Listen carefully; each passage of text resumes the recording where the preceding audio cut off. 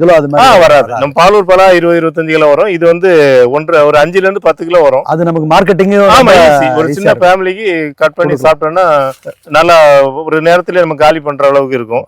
அந்த பழாவை நம்ம transport பண்றதுலாம் easy.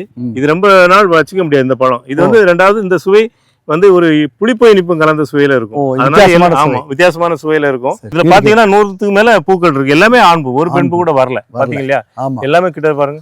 இது ஆண்புன்றது நீங்க கண்டுபிடிக்கிறீங்க, எங்களுக்கு கண்டுபிடிக்க நீங்க அந்த சொன்னீங்களே இது வந்து வெளுப்பா இருக்குது. அந்த வளவள பார்த்தாலே தெரியும். இதுமே கருப்பாயிடும். இந்த மாதிரி கருப்பாயினா கண்டிப்பா கவலைப்படக்கூடாது. புரியுது. இது வந்து ஆண்பு, அது தானா நம்ம பொதுவா இதெல்லாம் கருகிச்சு அதுக்கு இதுக்கு மருந்து அடிக்கிறது அந்த வேலையெல்லாம் வச்சுக்க கூடாது. வணக்கம். சென்னை குடுவாஞ்சியில் இருக்கக்கூடிய கிரீன் ஆனர் தோட்டத்துக்கு ஒரு இயற்கை விவசாயி வந்திருக்காங்க. அவங்க கடந்த ஒரு 3 வருஷமா என்னோட நட்புல இருக்காங்க. எதன் மூலம்னாக்க அவங்க வந்து அவங்க தோட்டத்தில் இயற்கையான முறையில் பழங்களை விளைவிக்கிறாங்க. அந்த பழங்களை வந்து அவங்க வீட்டில் வச்சு மரபணு நகரில் சேல் பண்ணுவாங்க. சந்தையில் விற்கக்கூடிய ரேட்டை நம்ம கன்சியூமருக்கு கொடுத்தா அங்கே நகரில் இருக்கவங்க வாங்கி அதை பலனடைவாங்க. ரெண்டாவது ஒரு இயற்கையான பழத்தை மக்களுக்கு கொடுத்த மாதிரி ஒரு சந்தோஷம் கிடைக்குங்கிறதுக்காக பண்ணுறாங்க. அந்த வகையில் தான் நாங்களும் வந்து முக்கணி திருவிழா நடத்துகிறோம் இல்லையா? அந்த முக்கணி திருவிழாவில் காட்சிப்படுத்துறதுக்கு சார் தான் நிறைய பங்கனப்பள்ளி இமாம் வசந்த் இந்த ரகங்கள்லாம் நமக்கு கொடுக்குறாங்க. அதுவும் நம்ம இயற்கையான முறையில் சேல் பண்ணுறோம், வருஷந்தோறும் பண்ணுறோம். அப்போ நம்மகிட்ட சில சந்தேகங்கள் கேட்டாங்க. அவங்க இயற்கை விவசாயம் பண்ணும்போது அவங்களுடைய பிரச்சனைகளை சிலதை சொன்னாங்க. அப்போ நிறைய அதை பற்றி பேசிக்கிட்டே இருப்போம். இப்போ நிறைய தோட்டத்தில் அவங்களும் மாறுபாடு பண்ணியிருக்கதா சொன்னாங்க. என்னையும் ஒரு முறை கூப்பிட்டுருக்காங்க, போய் பார்க்க போகிறோம். அதுக்கு முன்னாடி நம்ம தோட்டத்தில் எப்படி செடிகளை பராமரிக்கிறோங்கிறத பற்றி அவங்க தெரிஞ்சுக்கணும்னு ஆசைப்பட்டு வந்திருக்காங்க. நம்ம தோட்டத்தில் குறிப்பிட்ட சில செடிகளை பற்றி பார்க்கலாம். அதை எப்படி பராமரித்தா அவங்களுக்கு இல்லை சந்தேகங்களை நிவர்த்தி பண்ணுற மாதிரி இந்த வீடியோ இருக்கும். அது உங்களுக்கும் யூஸ் ஆகும்னு நினைக்கிறேன். ஏன்னா உங்களுக்கு மனசில் நிறைய விவசாயம் பண்ணுறவங்களும் சரி, செடிகள் வீட்டில் வளர்க்குறவங்களும் நிறைய சந்தேகங்கள் வந்துகிட்டு இருக்கும். அதை சரி பண்ணிக்கலாம். சார் வணக்கம். சார் வணக்கம். வணக்கம். உங்களை பற்றி கொஞ்சம் சொல்லுங்க. நான் உங்களுக்கு எனக்கு தெரிஞ்ச வரைக்கும் சொல்லிட்டேன். நீங்க எப்படி விவசாயம் பண்ணிட்டு இருக்கீங்கிறத சொல்லுங்க. நான் விவசாயம்னா எப்படின்னா, முதல்ல வந்து நிலம் நிறைய வச்சிருந்தேன். பெரிய லார்ஜ் எக்ஸ்டென்ட் ஆஃப் லேண்ட். எவ்வளவு ஏரியா? 25 ஏக்கர். அது வந்து பிளாட் போட்டு வைக்கலாம் அப்படிலாம் வச்சிருந்தேன். இதுக்கப்புறம் வந்து பழம் மரம் வைக்கணும், டெம்பர் மரம் வைக்கணும் அப்படின்னு சொல்லும்போது, டெம்பர் மரத்துக்கு நடுவில் ஊடால இடைக்கால வருமானம் வரணும்னு சொல்லிட்டு மாம்பழம் வைக்கலாம் அப்படின்னு சொல்லிட்டு ஒரு ஐடியா பண்ணோம். இந்த மாமரம் எப்படி வைக்கிறதுன்னு ஒரு இதுன்னு அது ஒரு சுவாரஸ்யமான கதை. நான் ஒரு இடத்துல போயிட்டு ஒரு தோட்டத்துல போயிட்டு எனக்கு வந்து மருந்து போடாம பழம் வேண்டியதா, காயா கொடுப்பீங்களா பழமா கொடுப்பீங்களான்னு கேட்கறேன் நானு. அவர் இல்லவே இல்லைன்ட்டாரு. இல்ல சார், காய் தான் சார் இருக்கு. சரி காயே பரவாயில்ல கொடுங்க அப்படின்னு கேக்குறேன் நானு. நான் விடாப்படியா கேட்ட உடனே என்னடா இந்த அளவு கேக்குறாரு சொல்லிட்டு வேற வழி இல்லாம ஒரு 2 கிலோ 3 கிலோ எவ்வளவு கொடுக்குன்னு வாங்கிட்டேன். பேரம் பேசாம வாங்கிட்டேன். பேரம் பேசாத வாங்கிட்டேன். அதுக்கப்புறம் அவர்கிட்ட நான் என்ன கேட்டேன், இந்த பழம் நல்லா இருந்தா எனக்கு வந்து வியாபார பட்டத்துக்கு கொடுப்பீங்களா அப்படின்னு ஒரு கேள்வி கேட்டேன். எனக்கு என்னன்னா, வியாபாரம் பண்றமே இல்லையோ நம்ம ஹோல்சேல் பிரைஸ் வாங்கினா நமக்கு ஒரு 5 ரூபா 10 ரூபா கிலோக்கு இன்னும் கம்மியா கிடைக்குமேன்ற நோக்கத்துல கேட்டேன். அதுக்கு என்ன சார் வாங்கிட்டு போனா அவர் கொஞ்சம் நட்பா ஈர்ப்பா பேச ஆரம்பிச்சாரு. அப்போ நான் ஸ்பெஷலா வந்து எனக்கு மருந்து இருக்கக்கூடாது, ஸ்ப்ரே பண்ணாம இயற்கையா கொடுத்தீங்கன்னா நான் இயற்கையா பழுக்க வச்சுக்கிறேன் அப்படின்னு சொல்லிட்டு அவர்கிட்ட சொன்னேன். அவர் அதே மாதிரி கொடுத்தாரு. 40 வருஷம் மரத்துல இருந்து காய் கொடுத்தாரு. நான் என்ன பண்ணேன், அந்த பழத்தை எடுத்துட்டு வந்து எனக்கு 10 கிலோ தேவைன்னா நான் 100 கிலோ எடுத்துட்டு வந்து மீதி 90 கிலோ வந்து என்னுடைய கஸ்டமருக்கு கொடுக்க ஆரம்பிச்சேன். கஸ்டமர் கொடுத்த உடனே கஸ்டமருடைய ஃபீட்பேக் வந்து ரொம்ப பிரமாதமா, ரொம்ப பிரகாசமா ஆயிடுவாங்க. உங்ககிட்ட சந்தோஷமா இருப்பாங்க. அப்ப ஹாப்பியான உடனே நம்ம எப்படி இருந்தாலும் ஒரு மாமரம் நடலான்னு ஒரு ஐடியா வச்சிருக்கோம். நம்ம மாமரம் காய்க்கிறதுக்கு ஒரு 4 இயர்ஸ் ஆகும். ஸ்டார்டிங் 5-6 வருஷம் கொஞ்சம் ஈல்டு தான் வரும். அப்ப நம்ம இப்பத்துல இருந்தே மார்க்கெட் பிக்கப் பண்ணோம்னா கஸ்டமரை பிடிச்சிக்கலாம். நம்மளுடைய பழத்தை வந்து விற்கிறதுக்கு நம்ம புது கஸ்டமர் பிடிக்க வேண்டியது இல்லைன்ற ஒரு எண்ணத்துல பண்ணேன். அது வந்து மிகப்பெரிய வெற்றின்னே சொல்லலாம். அப்ப என்ன ஆச்சுன்னா, ஒவ்வொரு வருஷமும் மே மாசம் வரும்போது, இப்ப ஜூன் ஏப்ரல்ல ஸ்டார்ட் ஆகுதுன்னா மே மாசம் வரைக்கும் கஸ்டமர் வெயிட் பண்ணுவாங்க. சார் நம்ம பழம் எப்போ வருதுன்னு. அப்ப அதனால எனக்கு என்னன்னா, நான் எப்போ என் மரத்துல முதிருதோ அப்ப எடுத்தாவது நான் விற்பனை பண்ணலாம். மற்றவங்க வந்து நம்மள ஒரு விஷயம் கேட்கும் போது நமக்கு இயற்கையா ஒரு எனர்ஜி கிடைக்கும். நம்மள எதிர்பார்க்கறாங்கும் போது எல்லா விஷயத்திலுமே அது பெரிய சந்தோஷம். அது மாதிரிதான் உங்களுக்கு அது சந்தோஷம் வந்ததுனால நீங்க தொடர சந்தோஷம் கிடைச்சது. அவங்க கஸ்டமர்ஸ் வந்து ஃபீட்பேக்கும் நல்லபடியா இருந்ததால எனக்கு என்ன நிறைவுனா, நான் கண்டிப்பா வந்து எந்த பூச்சிக்கொல்லியோ எந்த மருந்தோ தெளிக்காம இயற்கையா கிடைக்கிறதால எனக்கு ஒரு நம்பிக்கை. நம்ம இயற்கையா தோட்டத்துல எந்த விதமான ரசாயனமும் பயன்படுத்தாம விளையுது. என்ன ஒண்ணுன்னா, சில சமயத்துல இருந்து பூவோ காய்க்கிறதுக்கோ ரசாயனம் தேவைன்னு இருந்தா கூட இயற்கை முறையிலே நிறைய ஈல்டு வந்து அது 100 கிலோ காய்க்குதுன்னா இது ஒரு 60 கிலோ காய்க்கும். அந்த 60 கிலோ காய்ச்சால நம்ம விற்பனை பண்றதுக்கு போதுமானதா இருக்கு. கஸ்டமர் சந்தோஷம் வந்து நமக்கு வந்து மிகப்பெரிய வெற்றியை கொடுக்குது. அதனால அது சுவாரஸ்யமா இருக்கிறது உங்கள்கிட்ட பகிர்ந்துக்கணும்னு சொல்லிட்டு, எனக்கு அதையும் தாண்டி சில சந்தேகங்கள் இருக்கிறதால தான் உங்களை நான் சந்திச்சு உங்களுடைய அனுபவத்தை வந்து எங்களுக்கு ஃபர்ஸ்ட் நம்ம பலாமரத்தை பார்க்கலாம். வியட்நாம் பலா பத்தி கேட்டீங்க, அது பார்ப்போம், பார்த்துட்டு அங்கே பேசிக்கலாம். சார் உங்க தோட்டத்துல வச்சிருக்க பலா ரகம் என்ன ரகம் வச்சிருக்கீங்க? சார் நான் வந்து பாலூர் 1 அப்படின்னு வச்சிருக்கேன் சார். எனக்கு வந்து பலாவை பத்தி தெரியாது. ஏற்கனவே ஒரு நர்சரியில் நம்ம நண்பர் ஒருத்தர் கொடுத்த நர்சரிலேருந்து வாங்கிட்டு வந்து வச்சேன். சரி. அதில் என்னன்னா 4 இயர்ஸ் ஆச்சு நான் வச்சின ஒழியா அதுக்கு வந்து தண்ணியை தவிர வேற எது கொடுக்கல, எந்த விதமான இடுபொருளோ அதுக்கு உரமா கொடுக்கல. அதனால வந்து அது வளர்ச்சி கம்மியா தான் இருக்குது. இப்போ உங்களை மாதிரி உங்க யூடியூப்லாம் பார்த்துட்டு தான் நீங்க சொன்ன தகவல் வந்து எங்களுக்கு வந்து ஒரு ஈர்ப்பு தன்மை ஏற்படுத்திச்சு. ஓ மரம்னா வந்து சும்மா வச்சுட்டா தண்ணி ஊத்துனா வந்துரும் நம்ம நினைச்சது மிகப்பெரிய தவறு. ஆனா இப்ப கூட நம்ம ஏதாச்சும் ஆலோசனையில நம்ம வந்து இதை எரு கொடுத்தா இப்ப கொடுத்தா கூட வளருமா அந்த மாதிரி சந்தேகத்துக்காக தான் இப்போ உங்கள்கிட்ட நான் ஆக்சுவலா நீங்க வச்சது கரெக்ட். ஆனா பொதுவா வளமான பூமியில தான் நல்ல பலா வரும். அது இப்போ பண்ருட்டி எடுத்துக்கிட்டீங்கன்னா நல்ல செம்மண் பூமி, மண் கண்டம் ஜாஸ்தி. இப்ப இந்த ஊரெல்லாம் உங்களுக்கு தெரியும் மறைமலை நகர்ல எப்படின்னு இது தோண்டினா 3 அடி 4 அடி கீழே பாறை. இதுல வந்து நமக்கு செடிகள் வந்து வேர் பிடிச்சு வளர்றதுலாம் சிரமம். பலாவும் அந்த அளவு நம்ம ஈல்டு கம்மியா தான் வரும்.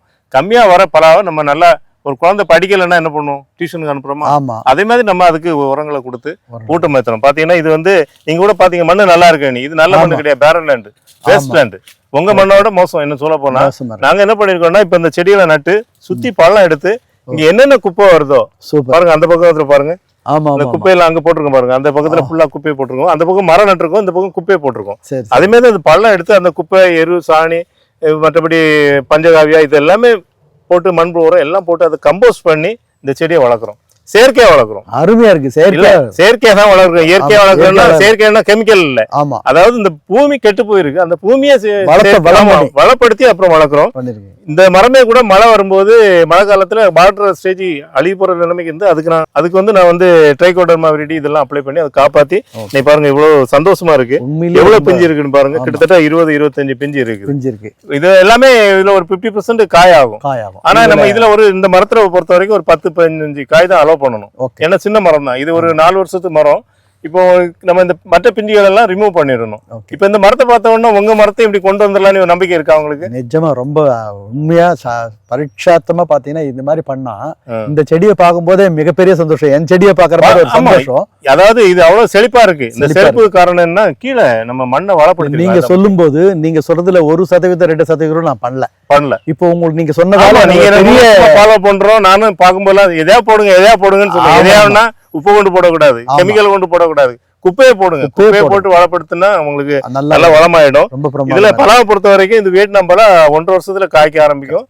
இது வந்து நிறைய காய்க்கும். அதை நம்ம கொஞ்சம் திண்ணி பண்ணி வளர்க்கணும். இது வந்து ஒரு காய் வந்து ஒரு 20 கிலோ அது மாதிரி வராது. நம்ம பாலூர் பலா 20-25 கிலோ வரும். இது வந்து ஒரு 5 to 10 கிலோ வரும். அது நமக்கு மார்க்கெட்டிங் ஒரு சின்ன ஃபேமிலிக்கு கட் பண்ணி சாப்பிட்டோம்னா நல்லா ஒரு நேரத்துல நம்ம காலி பண்ற அளவுக்கு இருக்கும். ஆனா ருசி எப்படி சார் இருக்கும்? ருசியை பொறுத்த வரைக்கும் இனிப்பு தன்மை கொஞ்சம் கம்மின்னு சொல்லலாம், மற்ற பலாவோட கொஞ்சம் கம்மின்னு சொல்லலாம்.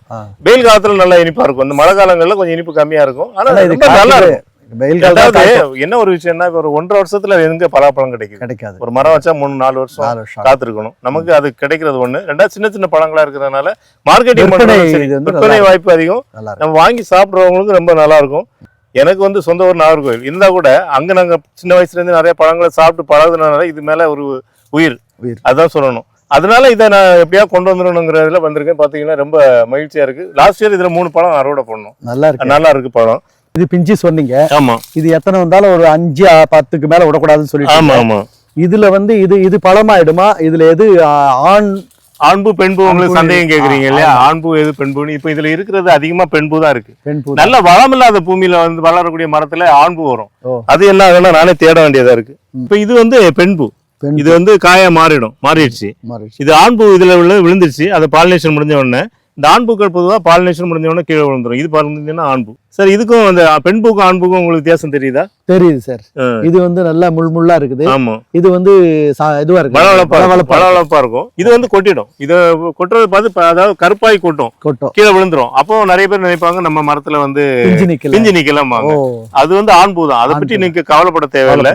நீங்க பெண்பூக்கள் நிறைய வரணும்னா நிறைய சத்துக்கள் அதுக்கு சார். அப்புறம் ஒரு சந்தேகம், இப்போ வந்து என்ன நீங்க இது 4 ஆண்டு காலத்துல இந்த அளவுக்கு காய்ச்சிருந்தது ரொம்ப சந்தோஷமா இருக்குது. இந்த அளவுக்கு வளமா என் தோட்டத்துல இல்ல. ஆனா இப்போ நீங்க சொன்னதை வச்சு பார்க்கும்போது இது அடுத்த வருஷம் இந்த மாதிரி பண்ணிடலான்ற ஒரு எனக்கு நிறைய அறிவுரை சொல்லிருக்கீங்க. அது ரொம்ப பெருமையா எடுத்துக்கிறேன். சரி. ஏன்னா ஏற்கனவே எனக்கு சொன்னா கூட உங்க மூலியமா நீங்க அனுபவத்துல சொல்லும்போது ரொம்ப எனக்கு ரொம்ப உத்வேகமா சந்தோஷமா அதை எடுத்துக்கிறேன். எனக்கு காய் காய்ச்சாலும் இந்த மாதிரி ஒடுக்கு இப்படி ஒடுக்கு வந்து 4 ஆண்டு காலத்துல முதல்ல வர காய் வந்து ஒடுக்காதான் வருமா? ஆமா, இல்ல அப்படி கிடையாது. நல்ல வளமான பூமியில வர்றது அத மாதிரி வராது.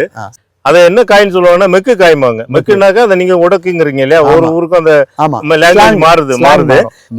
இந்த காயில பாத்தீங்கன்னா சரியா பாலினேஷன் ஆகல. பாலினேஷன் ஏன் ஆகலைன்னா இந்த நிறைய காய் காய்க்கும் போது சத்துக்கள் சரியா கிடைக்கல. அப்போ அந்த பாலினேஷன் ஆகாம இருக்கனால இதுல பாத்தீங்கன்னா சுளைகள் உள்ள வராது. இந்த காய் வந்து பெருசாச்சுனாக்க உங்களுக்கு இதுல சுளைகள் இந்த இடத்துல இருக்காது, மற்ற இடத்துல இருக்கும். அப்ப நம்ம என்ன பண்ணணும்னா இதை தின்னிங் பண்ணிடணும், எடுத்துடணும். இந்த மாதிரி எடுத்துறது நல்லது. அதே மாதிரி உங்க காய் மரத்திலையும் கூட நிறைய பிஞ்சுகள் வந்ததுன்னா கண்டிப்பா ஒரு 20-25 வருதுன்னா ஒரு 10 பிஞ்சு மட்டும் அலோவ் பண்ணுங்க. அதாவது ஒருத்தன் எவ்வளவு சுமக்க முடியுமோ அதான் சுமக்க முடியும், யாரா இருந்தாலும் சரிதான் இல்லையா. ஒருத்தருக்கும் ஒரு தகுதி இருக்கு. அதுக்கு மேல வச்சு பாரத்தை அழுத்தினீங்கன்னா என்ன பண்ணாது, கீழே உட்கார்ந்துருவாங்க. அதனால அதுல கொஞ்சம் தின்னிங் பண்ணி வளர்த்தீங்கன்னா ஊட்டி பகுதியில எல்லாம் அந்த மாதிரி சின்ன பிஞ்சுகள்லயே நிறைய தின்னிங் பண்றாங்க. அதாவது ஒரு இதுல இப்ப இந்த ஒரு காம்புல பாருங்க, இந்த ஒரு காம்புல 2 பிஞ்சு வந்திருக்கா. இதுல இப்போ இந்த பிஞ்சுக்கு வந்து அலோவ் பண்ணலாம், இது நல்லா இருக்கு. இந்த பிஞ்சு நல்லா இல்ல, இதை தின்னிங் பண்ணிடுறோம். ஒரு காம்புக்கு ஒரு காய் தான், அடுத்தது இதுவும் காய் தான். ஆமா, வந்தாலும் அதை கட் பண்ணிடணும். ஆமா, இதுல வந்து ஒரு காம்பு இந்த மாதிரி வருது இல்லையா, இதுல அலோவ் பண்ணணும். அப்பதான் யோசி கொஞ்சம் கற்பனை பண்ணி பாருங்க. ஆமாமா, கண்டிப்பா சத்துக்கள் போறது 2 பேர் எடுத்துப்பாங்க, அதனால அது கம்மியாகும். இப்ப இன்னொரு விஷயம் என்னன்னா, இது என்ன பருவ காலம் சார்?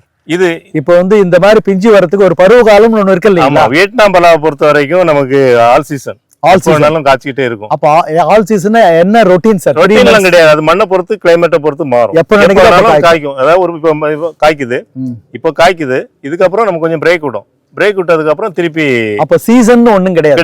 கிடையாது. இப்ப யூசுவலா பாத்தீங்கன்னா மே மாசம், ஏப்ரல் மே மாசம் தான் பலாப்பழத்தோட உச்சகட்ட இது கிடைக்கும்.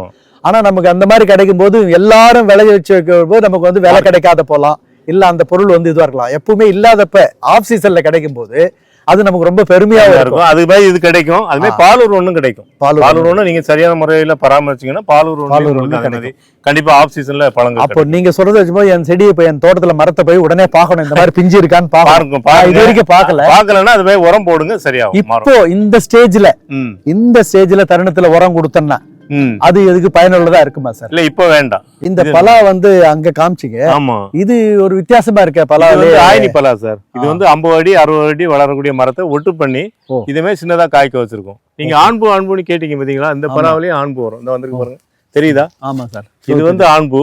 இதுல பெண்பூ வராம கூட இருக்கும், ஏன்னா ஆண்பூக்கள் அதிகமா உற்பத்தி ஆகும். நீளமா தெரியுதா? இதான் ஆண்பூ. இது பெண்பூ வந்ததுன்னா அதுல பாலினேஷன் ஆகி உங்களுக்கு பிஞ்சுகள் காய்க்கும். லாஸ்ட் இயர் இது நமக்கு காய்ச்சுது, ஒரு 3-4 பழம் தான் காய்ச்சுது. இந்த வர சீசன்ல நிறைய காய்க்கும். இப்போ அந்த பலாவுக்கும் இந்த பலாவுக்கும் என்ன சார் வித்தியாசம்? அந்த பலாவை நம்ம டிரான்ஸ்போர்ட் பண்றதுலாம் ஈஸி, இது ரொம்ப நாள் வச்சுக்க முடியாது இந்த பழம். இது வந்து ரெண்டாவது இந்த சுவை வந்து ஒரு புளிப்பு இனிப்பும் கலந்த சுவையில இருக்கும். அதனால வித்தியாசமான சுவையில இருக்கும். இது ஒரு ஃபேன்சி பிளான்ட் மாதிரி சொல்லலாம். அந்த பழத்தை நம்மளே கையால பிக்க முடியும். அந்த பழம் கத்தி போட்டு எல்லாம் வேணும், இதை கையால பிச்சு சாப்பிடும். இன்னொரு விஷயம் என்னன்னா, இதுல வந்து இந்த மாதிரி முனையில காய்க்குது. ஆமா, அது வந்து பாத்தீங்கன்னா தண்டுல காய்க்கும். ஆமா, இந்த முனையில காய்க்கிறதுனால பெரிய மரமா இருந்ததுன்னா ஒரு 50 அடி வளர்ந்தா பறிக்க முடியாது. நீ புளியம்பழம் பறிக்கிறது எப்படி ஆள் இல்லையா, அதே மாதிரி இதை பறிக்கிறது ஆள் இல்ல. அதனால இப்படி வளர்க்கறதா ஒரு குறிப்பிட்ட சிறிய லெவல்ல வச்சுக்கிட்டு நல்லது. அதனால நம்ம இதை ஒரு கட் பண்ணி இதே மாதிரி ஒரு குடை மாதிரி வளர்த்து. இதுல மருத்துவ குணம் அப்படின்னா நிறைய இருக்கிறதுக்கு வாய்ப்பு இருக்கு. மருத்துவ குணத்தை பொறுத்த வரைக்கும் அந்த பலா விதை இருக்கு இல்லையா, அதுல நிறைய மருத்துவ குணம் இருக்குதா சொல்றாங்க. அது எல்லா பழங்களுக்குமே ஒரு மருத்துவ குணம் இருக்கு. எல்லா செடிக்கும் இருக்கு. ஒரு எந்த ஒரு செடிக்குமே மருத்துவ குணம் இல்லாத ஒரு அதிசயமான மரத்தை வச்சு இது ஆயினி பலான்றத நாங்க முதல் தடவை கேள்விப்படுறோம். அதனால இது ஏதாவது சிறப்பு இருக்குமேன்றதா? கண்டிப்பா நிறைய சிறப்புகள் இருக்கு. நம்ம இன்னொரு பலாவையும் பார்ப்போம். நல்லது, பார்க்கலாம் சார். இப்போ உங்க தோட்டத்துல கூட நிறைய ஆண் பூக்கள் வருதுன்னு சொன்னீங்க பாருங்க. இது வந்து தாய்லாந்து ரெட் பலா. தாய்லாந்து ரெட் பாரு, டாங் சூரியாம்பாங்க. இதுல பாத்தீங்கன்னா 100க்கு மேல பூக்கள் இருக்கு. எல்லாமே ஆண் பூ, ஒரு பெண் பூ கூட வரல. பாத்தீங்க இல்லையா, எல்லாமே கிட்ட பாருங்க. நீங்க கண்டுபிடிக்கிறீங்க, எங்களுக்கு கண்டுபிடிக்க நீங்க அந்த சொன்னீங்களே, இது வந்து வெளுப்பா இருக்குது, அந்த வளவள பார்த்தாலே தெரியும். இதுமே கருப்பாயிடும்.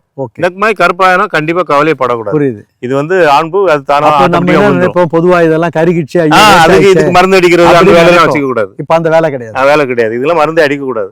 இது வந்து நேச்சுரல், இயற்கை. இனிமே அடுத்த வருஷம் எனக்கு இது காய்க்கும். முதல்ல ஆண்பூ தான் வரும் பாருங்க. ஃபுல்லா ஆண்பூ இருக்கு இல்லையா, அடுத்த வருஷம் பெண்பூ வரும். பெண்பூ வரும்போது அது பாலினேஷன் ஆகி காய்க்கும். இதுல ஒரு ஆச்சரியமான விஷயம் என்னன்னா சார், இந்த மாதிரி நாங்க விவசாய தோட்டத்துல வைக்கும்போது இவ்வளவு ஆண் பூலாம் இருக்கிறதே இல்ல.